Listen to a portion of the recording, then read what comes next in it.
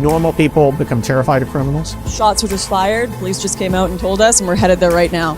They become terrified of their own government. Argentina elects anarcho-capitalist Javier Milei president. Today begins the end of Argentina's decline, said the economist during his victory speech. And I think I have a video for you that we're going to play so you can understand who this guy is. I hope you speak Spanish, because here we go. Ministerio de Cultura, afuera. Okay, he said, Afuera. Ministry of Culture, out. Ministerio de Turismo y Deporte, afuera. Treasury, out. Ministerio Culture. de Cultura, afuera. Ministerio de Ambiente y Desarrollo Sostenible, afuera.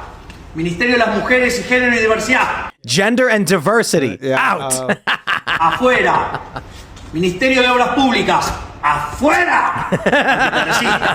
Ministerio de Ciencia y Tecnología e Innovación, algo bien del sector privado. Nada bueno salió del sector público. ¡Afuera! I mean, Mayor Adams is about to do this in New York City, but just not on and on. Not because he wants to. They just have crazy budget. They're closed libraries on weekends now. Cardi B was complaining about it. That's Now, what right now, hold on. Hear me out. This could be like a libertarian paradise, okay? In Argentina? No, in New York In City. New York City? The cops are destroyed. You can't do anything about it. All right. And if here's what happens. First, it's a stable liberal neoliberal state. So there's a bunch of laws. Then things start breaking down and you get anarcho-tyranny. But after anarcho-tyranny, you get the collapse of government institutions. You get anarchy. Yeah, the problem is you can't have guns. No, that's anarcho-tyranny. Like, the cops will be like, well, this law-abiding citizen is going to prison. But once the anarchy phase happens and there's no cops anymore because they've been abolished, now you can do whatever you want. I do not want to live in New York City when you can do whatever you want. so here you are now. Argentina elects Javier Milei. This is a guy who's roasted the left. He's called a mierda over and over again. Just like, you swear in a different language because most people don't know what you're saying.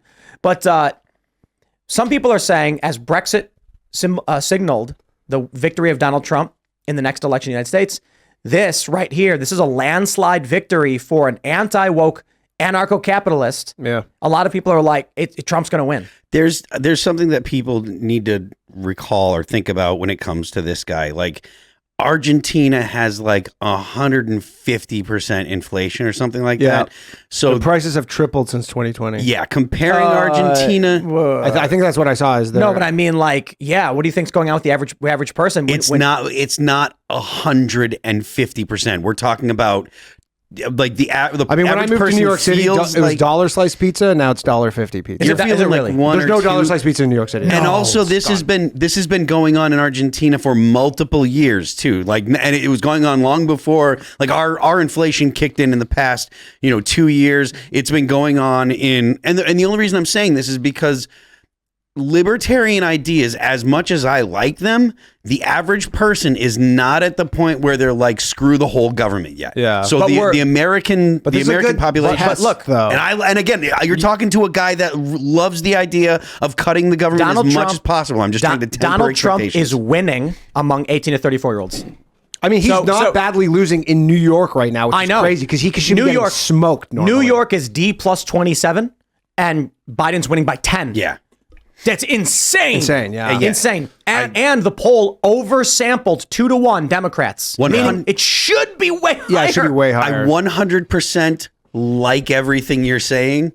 I want people that in America to remember to at least remember that Argentina's conditions and the United States conditions are significantly different. You know what this kind of reminds me of? Sorry, is you know how when Elon bought Twitter and then he fired 2/3 of everyone who worked there, and everyone goes, I wonder how this is going to work out, because if he can fire 2/3 of everybody, why can't Facebook go fire and YouTube and all this stuff? So I wonder if this is going to kind of be like a bit of a test run where he goes, you know what, we don't need a cultural diversity committee. We definitely don't. Whatever, and he's going to scrap it, and he'll probably be like, look, it's fine. I went to the grocery store the other night, and we like to buy these little salamis. I don't know if you guys have seen them. We have them in the basement, where it's like 3 different kinds, and there's maybe like 20 slices of each. It was $12 for a pack. Yeah, dude, a year or so ago, it was like $7.50. Oh yeah. And so when we were ringing them up, my girlfriend's like, "This is $12," and I'm like, "Whoa." Oh yeah, that's crazy, dude. Now, I mean, I go out to eat in New York, and a lot of times, like you'll go on Google Maps or whatever, and then they'll have the menu on there. And a lot of times the menu that they'll have in Google Maps will be like 2 years old. And then you go in there and you see the difference from 2 years ago and you go, wow, like literally. And it's never going back. Dude, like a taco at Taco Bell is like, what is it, like $3 an hour or something? Yeah. No, like a Gordita Crunch or whatever is like $3.50. Yeah. What was it, a McDouble is $3? Used to be $1. In a couple of years, you'll have the $5 menu for the stuff that used to be the dollar menu. But the key thing is, it's like certain, like for commodities are competitive and they will probably, but like for prices at a restaurant and stuff, like they're not, it's not going back. Like eggs can maybe come down or whatever, but like for restaurants, they don't lower prices. I'll tell you this. I went to the grocery store and I like me some heavy whipping cream in my coffee. Yeah. They didn't have it. And consistently now over the past year, the grocery store has not been carrying heavy cream. And when they do, we grab some and then it's gone for a few months. So we have to go to other places. We have to go to local farms or one of the specialty organic shops to get like the organic farm cream. But a couple of our local grocery stores typically don't carry it all that often. Now I'll tell you my theory. I'll tell you my theory. Yeah.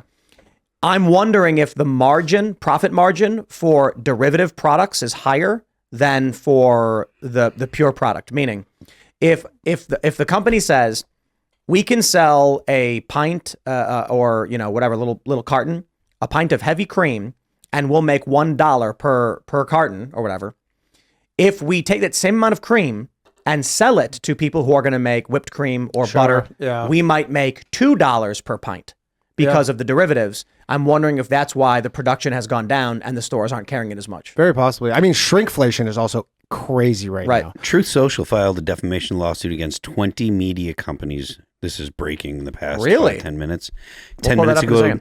10 minutes ago, disclosed. Please don't TV. be Timcast. Please don't be Timcast. Please don't be Timcast. We'll pull that up in the next one. We'll wrap this one up and then we'll pull that one up in a second. So yeah, Javier is. I mean, it's in my opinion, it's great. I love the idea of giving anarcho-capitalists or you don't live there. Let's just let it ride, man. Well, I mean, the thing is, I think that they're going to work.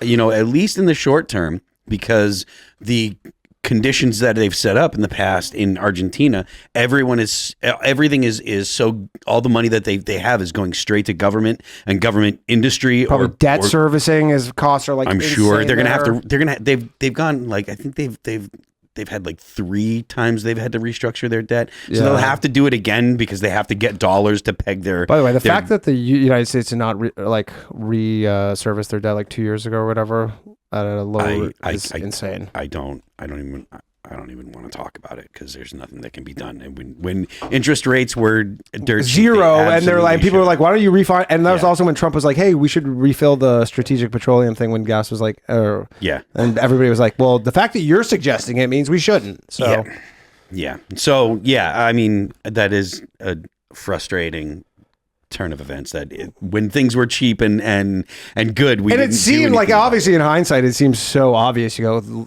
interest rates couldn't be lower, possibly. I guess the problem was Trump at one moment tried to be like, maybe we should take these bad boys negative. I don't know. I can't speak to that. I don't know at all. So this Milei guy, I thought at first he made me nervous because he was screaming about. And he was angry and screaming. I'm like, oh, that sounds like Hitler. But then I gave him a chance. I was like, let's hear this. You know where Hitler lives right now? Is he in Belgium? Oh, he's in Argentina. Was in Argentina? He was. Bariloche. But then I started watching him, and I really, really like his personality, Milei's personality. And also, I didn't know, but he wants to take Argentina off the peso and put him on the U.S. dollar. Well, they're going to peg the peso to the dollar. I imagine the CIA is behind this guy now, and that's probably why he won. I don't know, man. CIA was likely behind Lula in Brazil, and that didn't work out great. I don't think the CIA would be behind a guy like this. I think the CIA would be opposed to a guy like this because nowadays, the federal government and the narrative that is pushed is not a right-wing small government narrative. Yeah, it's definitely a big government. I thought the powers that be, the authoritarian powers that be, would not want him in power because he's a populist libertarian. But then the people are like, well, but the liberal economic order needs all the help it can get. So if Argentina wants to join as a partner by taking the U.S. dollar on, then maybe it's worth it. Because this whole crypto economy thing is very it's promising. It's better than just sucking it in and being like, well, in 10 years, my car is going to cost $350,000. Oh, well, Yeah. that's not sustainable. So like, And it just can't get much worse for them. Like they're just obviously at a point where enough people are like, you know what? This guy cannot screw it up worse than it already has been screwed up. Thanks for watching this clip from the Timcast IRL podcast. Hang out with us live Monday through Friday at 8 p.m. and become a member over at timcast.com for uncensored, members-only shows exclusive. Thanks for hanging out, and we'll see you all next time.